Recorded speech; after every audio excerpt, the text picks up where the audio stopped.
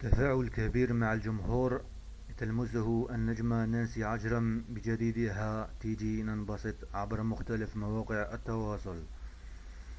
البداية مع الانتشار الكبير الذي يحققه العمل مع أكثر من 2 مليون مشاهدة على اليوتيوب. هذا وتتواصل نانسي شخصيا مع جمهورها لمعرفة رأيهم بالعمل وتكشف كواليس التصوير وتحضير الأغنية.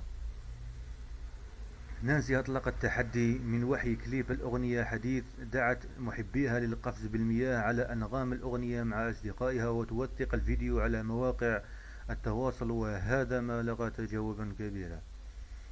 تعاونت نانسي في هذه الأغنية مع تامر حسني الذي كتب كلماتها، ألحان عزيز الشافعي، توزيع طارق مقدر. نانسي صورت الأغنية على طريقة الفيديو كليب مع المخرجة ليلى كنعان بأجواء صيفية مبهجة كلها طاقة إيجابية وفرح لتعكس روح الأغنية.